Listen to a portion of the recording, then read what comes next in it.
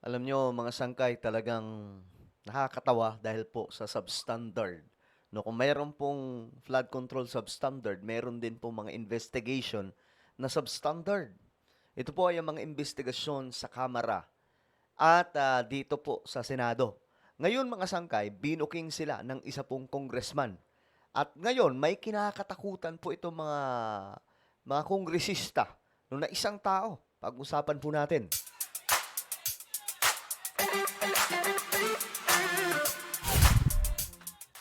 Yo, what's up guys? This is me. I'm back for another vlog today. Okay, diretso na po tayo sa mga hindi pa po nakakapag-subscribe dyan. Tayo po ay nakarating na sa 1.56 million subscribers. Kaya naman kung ikaw ay hindi pa po nakakapag-subscribe, makikita nyo po yung subscribe button sa baba ng video na to. I-click nyo lamang po yung subscribe, i-click ang bell, at i-click nyo po yung all. Sa mga nanonood po sa Facebook, i-follow nyo po yung ating Facebook page. Shoutout po sa lahat ng mga solid sangkay na nanonood ngayon. Comment down below. Hashtag solid sangkay kasama po ang inyong mga lugar. Ngayon, eto na. Diretso po tayo.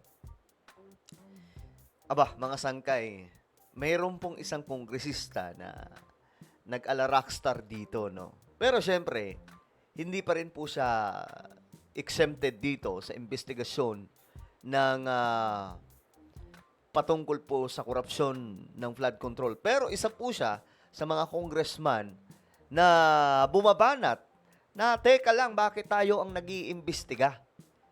'Di ba? Paano natin iimbitahan ang kapwa nating ganito? O di kaya hindi po ba dapat hindi tayo ang nag-iimbestiga? Kasi nga tayo ang kumbaga sangkot dito.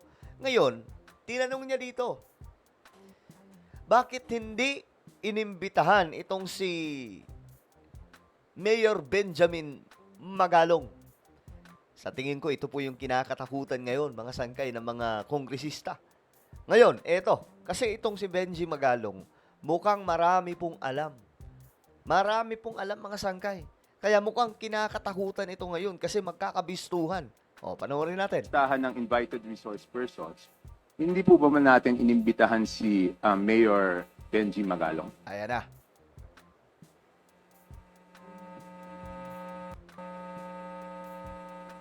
Not for this hearing, Your Honor. Pero iimbitahan po ba siya sa susunod na pagdinig? Ayan na. At the future hearing. Hindi, sa next hearing?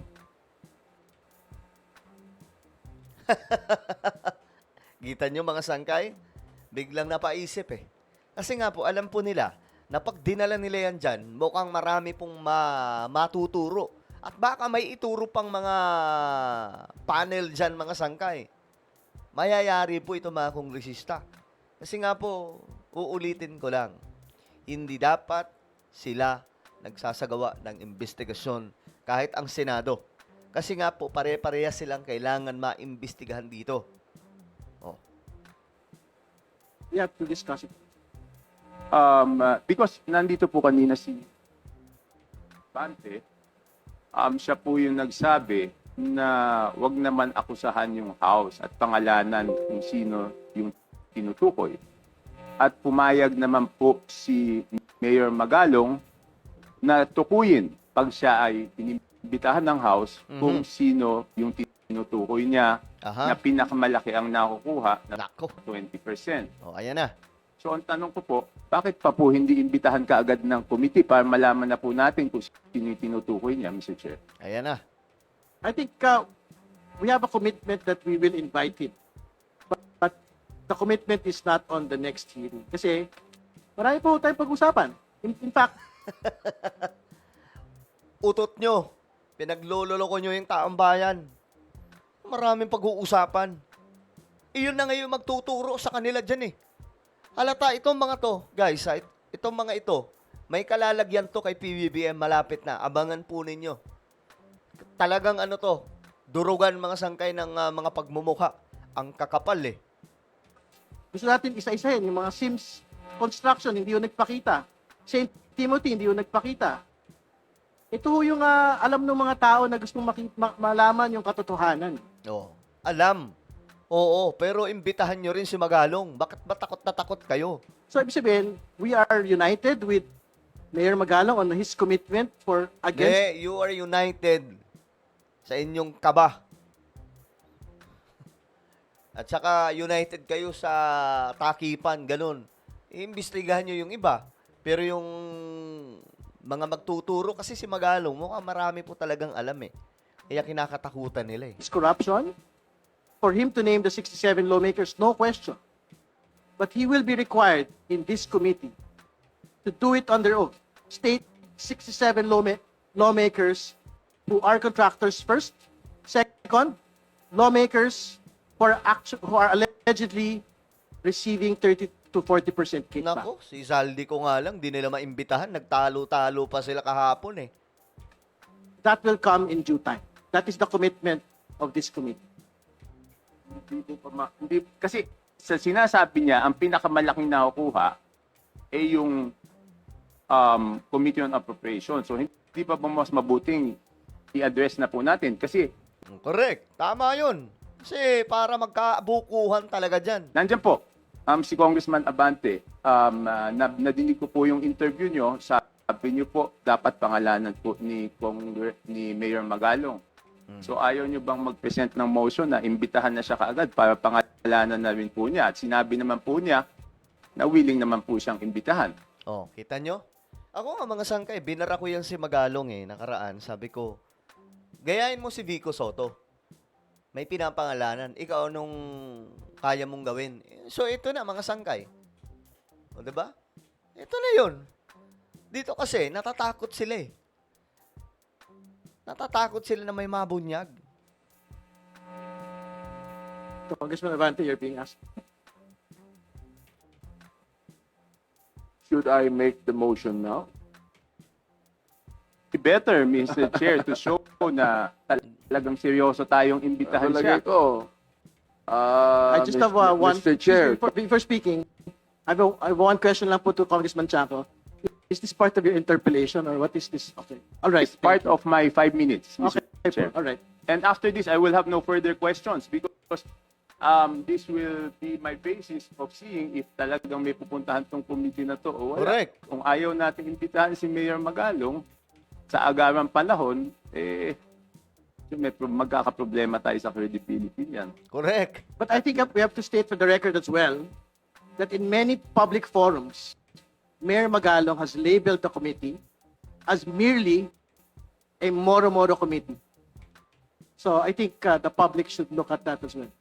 Yes, Mr. Chair. Pero sinabi niya, kahit tinawag niyang moro-moro, sinabi naman niya na willing siya magpumarap, di ba? Eh di, tingnan natin kung haharap siya pag inibitahan natin. I think Mr. Chair, point of order. yes, please. I think we should be sensitive regarding the word moro-moro. May we delete the words because I think it was Kong Zia. Masyado naman silang nasasaktan masyado sa muro-muro. Totoo naman eh. Di ba nga po, mga sangkay, dapat hindi sila ang nagpapatawag sa mga ganyan, hindi sila nagpapahiring.